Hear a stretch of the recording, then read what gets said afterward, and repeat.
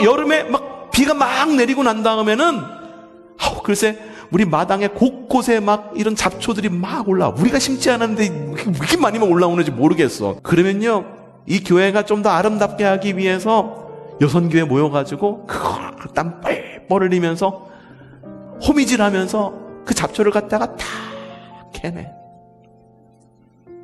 교회를 위해서 그렇게 아름답게 꾸미는데 헌신해 주셔서 너무 감사드립니다.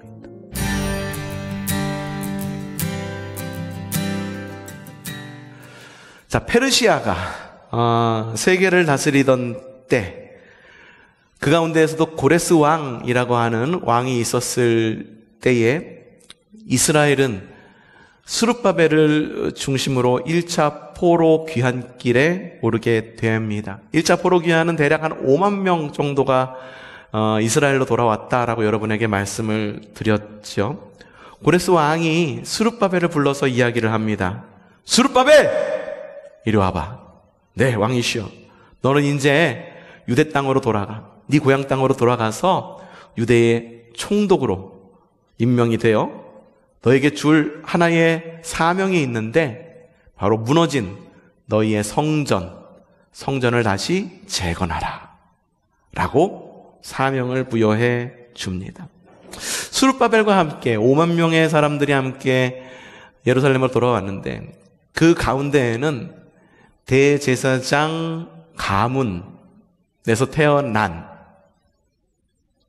스가랴라고 하는 예언자가 있었습니다. 자, 스가랴라고 하는 예언자의 이름의 뜻은 주님께서 기억하신다라는 겁니다. 여러분, 주님께서 기억하십니다. 우리 아픔을 기억하시고 우리의 환경을 기억하시고 여러분 아픔과 환경뿐만 아니라 여러분 한 사람 한 사람을 기억하십니다. 이 자리에 계시지 않으시는 분들도 주님께서는 기억하고 계십니다. 스가랴의 이름의 뜻이 바로 그겁니다. 주님께서 기억하고 계신다. 스가랴는 바벨론에서 태어났습니다. 1차 포로 귀환 당시 스가랴 혼자만 온 것이 아니라 할아버지, 아버지, 온 가족이 출바사를 합니다. 출바사 처음 들어보셨나요? 출애굽은 들어보셨죠? 출바사는 바사에서 출했다는 건데 바사는 성경에 나와 있는 말이고 정확히 말하면 페르시아에서 탈출했다라고 하는 이야기입니다. 1차 포로 귀환자들의 사명이 있었습니다. 그 사명은 스룹바벨과 함께 무너진 성전을 재건하는 것입니다.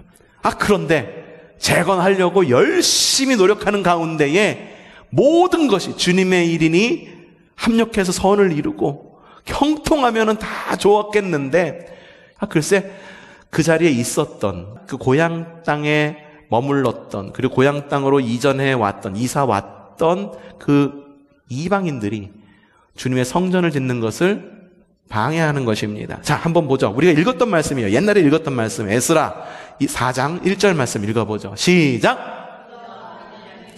지난번에 설명드렸습니다. 유다와 베냐민의 대적이라고 말하는 건 유다와 베냐민은 남유다를 구성하고 있었던 지파였었습니다. 나머지 10지파는 모두 북이스라엘로 도망가 버렸죠. 그래서 이 유다와 베냐민의 대적이라고 하는 것은 남유다, 곧 포로로 잡혀갔던 이스라엘 백성, 유다의 백성들의 대적은 시작!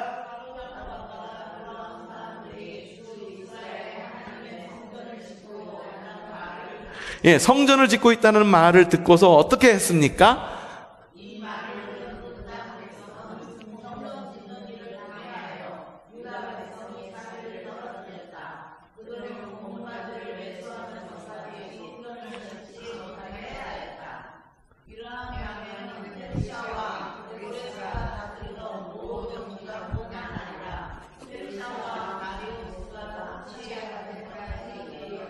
아주 오랜 시간 동안 주님의 성전을 재건하는 일을 방해합니다. 집요하게 방해를 합니다. 이런 주변인들의 방해로 인해서 외적 도전으로 인해 가지고 내적으로는 의욕을 상실하는 거예요. 주님의 이름으로 일을 했는데 이러면은 모든 게 다 형통해야 되는데 그렇지 않고 왜 이런 어려운 일이 생기지? 사실 우리 신앙생활도 그렇잖아요.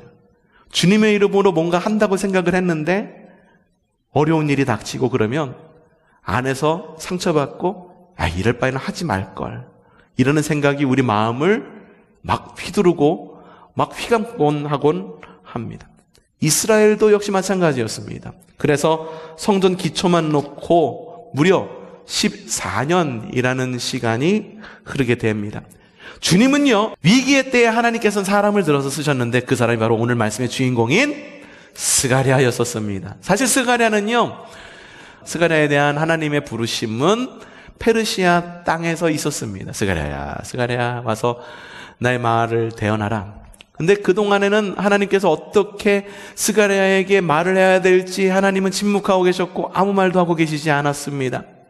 포로 귀한 14년이 지난 이후에야 이스라엘 백성들이 성전 기초만 놓고 아무것도 하지 않고 넋놓고 있었던 14년의 지난 이후에야 하나님께서 스가랴에게 말씀을 하십니다.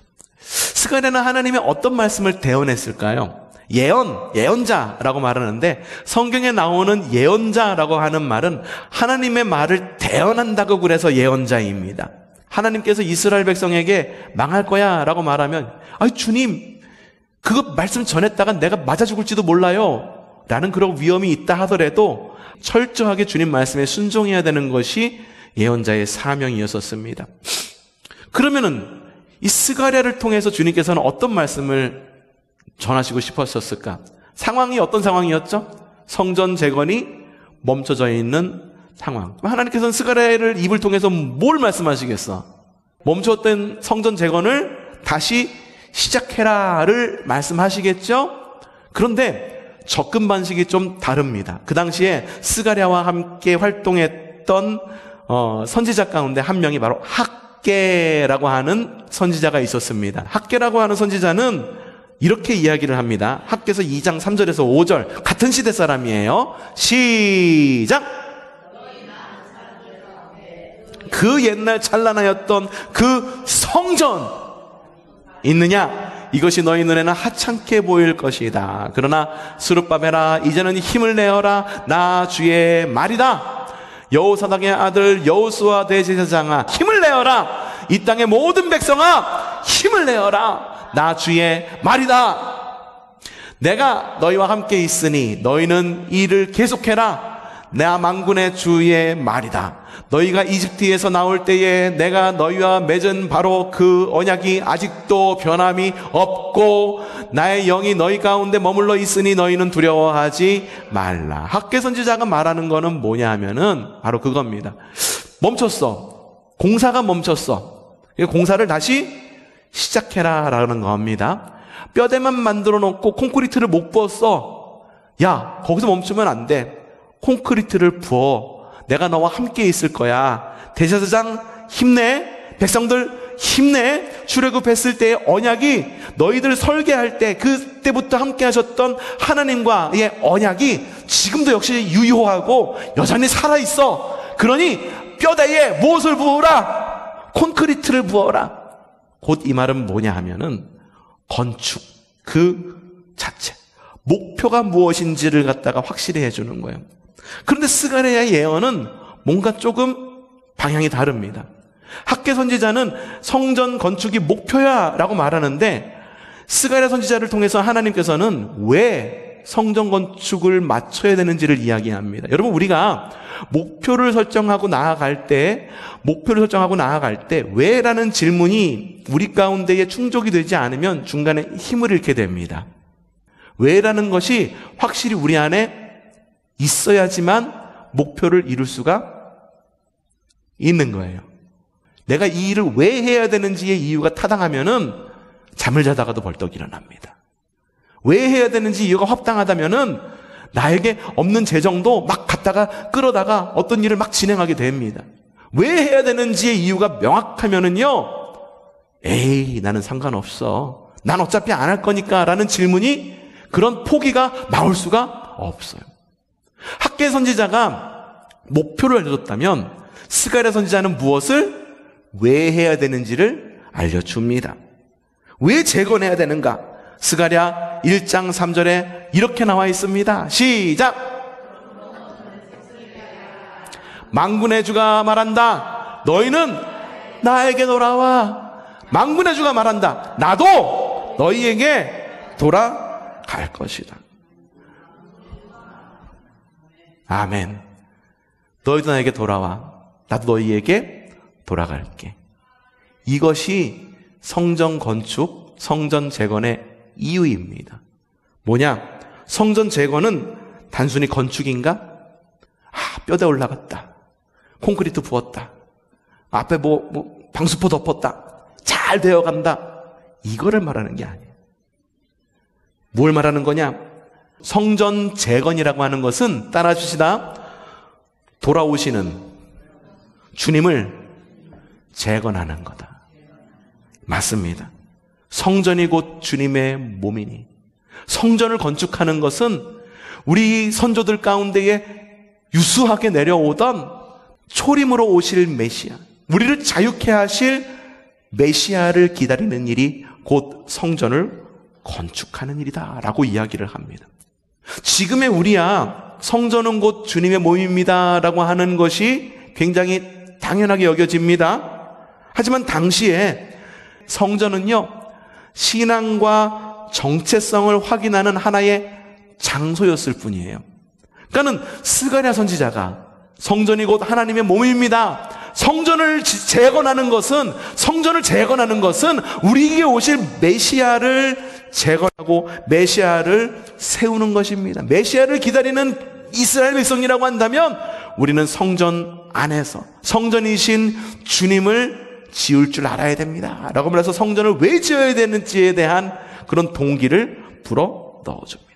그래서 스가랴서를 읽다 보면은 오실 메시아, 오셔서 이스라엘을 자유케 하실 메시아에 대한 예언이 굉장히 많이 나오는 것을 볼 수가 있어요. 메시아에 대한 예언, 어느 책에서 가장 많이 나올까? 대예언서 중에서 이사야서에 굉장히 많이 나옵니다. 이사야서 보면은 메시아 이야기가 나오고 고난당하는 종에 대한 이야기 많이 나오는데, 그래서 스가랴서를 뭐라고 말하냐면 작은 이사야서라고 이야기할 정도입니다. 자, 첫 번째, 메시아는 나귀를 타고 올 것입니다 라는 예언이 스가랴서에 나옵니다. 읽어보죠. 시작. 도성 시온아 크게 기뻐하여라. 도성 예루살렘아 환성을 올려라. 네 왕이 내게로 오신다. 그는 공의로운 왕, 구원을 베푸시는 왕이시다. 그는 온순하셔서 나귀, 곧 나귀 새끼인 어린 나귀를 타고 오신다.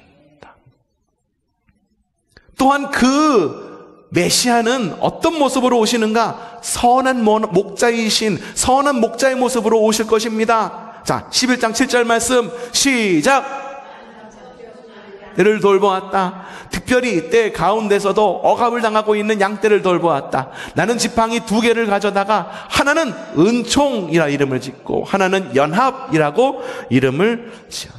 선한 목자로 오실 메시아, 예수님에 대한 예언이 여기 적혀 있죠. 또한 은 30이라고 하는 하나의 상징이 여기서 또 등장합니다. 시작.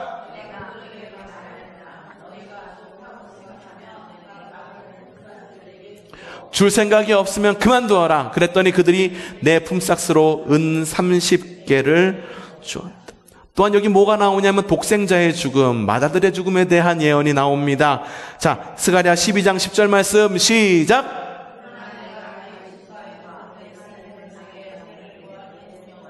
용서를 비는 영을 부어주겠다. 그러면 그들은 나 곧 그를 찔러 죽인 그를 바라보고서 외아들을 잃고 슬피 울듯이 슬피 울며 맏아들을 잃고 슬퍼하듯이 슬퍼할 독생자 예수 그리스도의 죽음과 이 예언이 나오는 거죠. 또한 그 메시아는 어떤 메시아일 것인가? 스가랴 14장 9절 말씀 시작. 주님께서 온 세상의 왕이 되실 것이다. 주님께서 이스라엘의 왕이 되실 것이다? 아니다. 지금은 이스라엘의 왕이다라고 너희가 여길지 모르지만 그 주님은 누구의 왕? 온 세상의 왕. 온 세상의 왕은 우리의 왕이 될 수도 있단 말입니다. 일본인의 왕이 될 수도 있단 말입니다. 중국 사람의 왕이 될 수도 있단 말입니다. 미국 사람의 왕이 될 수도 있다는 말입니다. 유대인의 왕이 아니라 온 세상의 왕이 되실 것이다. 그날이 오면 사람들은 오직 주님 한 분만을 섬기기로, 오직 그분 이름 하나만을 간구할 것이다. 구원자 예수 그리스도에 대한 예언이 여기 잔뜩 나오고 있는 것을 볼 수가 있어. 성전 짓는 거, 야, 이거는 단순히 건물을 짓는 게 아니야. 우리가 성전을 짓고 성전을 짓는 것을 갖다가 힘써 일하는 것. 야, 학계 선지자 그래, 성전 건물을 짓는 것 이야기했지. 근데 왜 지어야 되는 줄 알아? 성전을 재건하는 것은 곧 우리가 메시아를 기다리는 행위와 똑같은 행위이기니까 우리 성전을 지어야 되지 않겠니? 주님의 몸을 세워야 되지 않겠니? 스가랴 선지자의 목소리. 여러분, 교회 역시 스가랴의 목소리처럼 두 가지 모습을 가지고 있습니다. 하나는 건물 교회의 모습입니다. 우리 교회는 경기도 연천군 청산면 학담로 92에 위치해 있습니다. 그렇죠? 우리 건물은 여기에 위치해 있습니다. 그리고 이 보이는 교회를 세우기 위해서 마음과 몸으로 열심으로 사역을 합니다. 위에서 이렇게 설교 준비하고 있으면은요, 주말쯤 되면은 아래서 소리가 들려와요. 윙 하는 소리가 들려요. 무슨 소리일까? 청소하는 소리. 요번 주 누가 청소기 돌리셨어? 감사합니다. 우리 교회를 세우기 위해서 헌신해 주심 너무나도 감사합니다. 그리고 막 여름에 막 비가 막 내리고 난 다음에는 글쎄 우리 마당에 곳곳에 막 이런 잡초들이 막 올라와. 우리가 심지 않았는데 왜 이렇게 많이만 올라오는지 모르겠어. 그러면요, 이 교회가 좀 더 아름답게 하기 위해서 여선교회 모여가지고 땀 뻘뻘 흘리면서 호미질하면서 그 잡초를 갖다가 다 캐내. 교회를 위해서 그렇게 아름답게 꾸미는데 헌신해 주셔서 너무 감사드립니다. 왜? 우리 교회는 건물교회의 모습을 하고 있기 때문에 우리의 손길이 필요해요. 우리 교회는 건물의 모습을 하고 있기 때문에 누군가가 헌신하지 않으면 건물은 유지되지 않고 낡게 돼 있어. 하지만 우리 교회는 건물의 모습만 하고 있지 않습니다. 건물교회의 모습만 하는 것이 아니라 영적 교회의 모습도 있습니다. 이 교회는 곧 주님의 몸입니다. 또 코로나를 겪으면서 사람들이 깨달은 게 있어요. 이 교회는 교회의 몸일 뿐만 아니라 따라하시다. 우리가 교회다. 여러분 한 사람 한 사람이 또 교회이기도 합니다. 보이는 교회를 위해서 청소하고 풀 메고 등 갈고 페인트 칠하고 이런 것처럼 보이지 않는 교회를 세우기 위해서 우리는요, 마음과 영으로 사역을 합니다. 어떻게 사역합니까? 말씀 읽죠. 찬송하죠. 기도하죠. 모여서 때마다 예배하죠. 우리가 삶 가운데 돌아가고선 그리스도인의 삶으로, 빛과 소금의 삶으로 살아가기를 결단하죠. 이게 바로 영적 교회를 세워가는 모습. 건물교회와 영적 교회는요, 구분될 수는 있습니다만 분리될 수는 없습니다. 분리될 수는 없어요. 온전한 하나입니다. 건물교회 100%, 영적교회 100%. 50대 50으로 다니는 게 아닙니다. 안 돼. 이 영적교회라고 하는 게 우리 눈에 보이지 않기 때문에 우선순위에서 종종 밀리기도 합니다. 이 건물교회를 꾸미는 것에는요, 우리가 눈에 보이니까 쓸고 닦자, 풀 뽑자, 페인트 칠하자, 벽돌을 쌓자, 좀 뭔가 고치자, 뭔가 좀 새롭게 해놓자 라는 말이 나오는데, 이 영적 교회는 눈에 보이지 않기 때문에 영적으로 깨어있지 않으면 우리가 무엇이 부족하고 어떤 부분에서 허물어져 가고 있는지 깨닫기가 쉽지가 않다라고 하는 거예요. 여러분, 영적으로 깨어나십시오. 이스라엘 백성들이 돌아와가지고선 성전 짓는 것 주변 사람들이 방해하니까는 멈춰버렸어. 사실 멈추면 안 되는 거였어. 왜? 성전 재건이라고 하는 것은 단순히 건물을 짓는 것이 아니라 건물의 모습뿐만 아니라 이 땅 가운데 그들을 구원하실 메시아를 기다리는 행위였기 때문에 그거를 영적으로 깬 사람들이 있었다고 한다면 누군가는 외쳤을 거예요. 아니 이것을 어떻게 멈출 수가 있습니까? 14년이나 멈췄다고요? 건물교회만 세우면 답니까? 건물교회 세우지 않았다고? 야 건물 없어도 우리 텐트 치고 예배하면 되잖아. 이런 말이 어디 있습니까? 다시 우리를 구원하실 메시아를 기다린다고 한다면 이거는 멈추어서는 안 됩니다. 비록 어떠한 방해가 우리에게 있을지라도 건물교회뿐만 아니라 영적 교회를 위해 우리가 뜨겁게 살아서 다시 한번 이 교회를 세워서 일으켜야 됩니다. 그것이 스가랴가 외친 성전 건축입니다.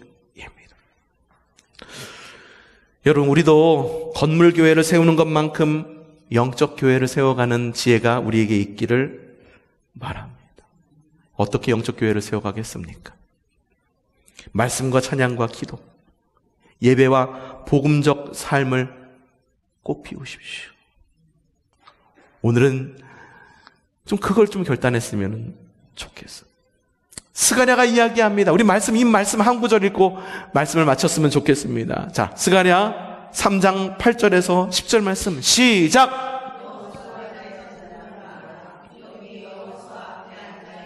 여호수아의 동료들도 함께 잘 들어라. 너희는 모두 앞으로 나타날 일에 표가 되는 사람들이다. 내가 이제 새싹이라고 부르는 나의 종을 보내겠다. 나 만군의 주가 말한다. 내가 여호수아 앞에 돌 한 개를 놓는다. 이것은 7 눈을 가진 돌이다. 나는 이 돌에 내가 이 땅의 죄를 하루 만에 없애겠다는 글을 새긴다. 나 만군의 주가 말한다. 그날이 오면 너희는 서로 자기 포도나무와 무화과 나무 아래로 이웃을 초대할 것이다. 아멘.